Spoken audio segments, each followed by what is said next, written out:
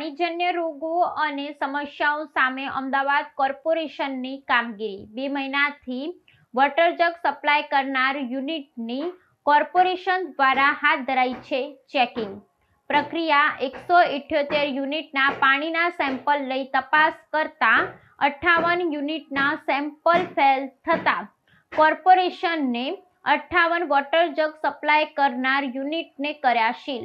Ahmedabad municipal કોર્પોરેશનમાં જે ગીચ વિસ્તાર છે ત્યાં પાણીના પોલ્યુશનને લગતી કમ્પ્લેન હોય છે, ગટરના લીકેજની ફરિયાદ હોય છે। આ તમામ વિસ્તારોમાં કોર્પોરેશન દ્વારા ક્લોરીન ટેસ્ટ અને પાણીના સેમ્પલ લેવાની કામગીરી કરવામાં આવતી હોય છે અને આ પ્રમાણે જે જગ્યાએથી વોટરબોર્ન ડિસીઝના કેસીસ આવતા હોય તેમાં પ્રિવેન્ટિવ મેજર્સ લેવામાં આવે છે। આ સાથે સાથે કોર્પોરેશન દ્વારા હાલમાં છેલ્લા 2 મહિનામાં જે પાણીના જગ સપ્લાય કરતા હોય છે એવા તમામ યુનિટનું પણ ચેકિંગ હાથ ધરવામાં આવેલું છે। અંદાજિત 178 જેટલા આ પ્રકારના પ્રિમાઇસીસ ચેક કરવામાં આવેલા છે, પાણીનું સેમ્પલ લેવામાં આવેલું છે અને તેમાં અંદાજિત 58 જેટલા યુનિટમાં વોટર સેમ્પલ અનફિટ આવેલું હતું અને કોર્પોરેશન દ્વારા આ તમામને સીલ કરવાની કાર્યવાહી હાથ ધરવામાં આવી છે।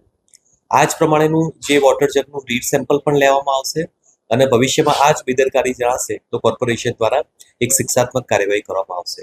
આમ વોટરજન્ય પાણીજન્ય કેસીસ માટે જે પણ કોઈ લોકલ ફરિયાદ હોય છે તેને ધ્યાનમાં રાખીને પાણીના સેમ્પલ લઈને આ ઉપરાંત ફૂડ વિભાગ દ્વારા પણ જે પણ ખાદ્ય પદાર્થના એકમ છે તેની પણ ચેકિંગ કરીને મેક્સિમમ કોર્પોરેશન દ્વારા પાણીજન્ય રોગચાળો અટકાવી શકાય તે પ્રકારની કામગીરી અત્યારે હાથમાં ધરવામાં આવેલી છે। જે પ્રકારે આ જે પાણીના જગ પર વધારે ઠંડુ કરવા માટે ચિલર પ્લાન્ટ અને લિક્વિડનો પણ ઉપયોગ કરવો, એવી કોઈ બાબતે ધ્યાન આવે તો શું કાર્યવાહી થઈ શકે? કારણ કે જલ્દી ઠંડુ કરવા માટે એ લોકો આ પ્રકારનું કૃત્ય કરતા હોય।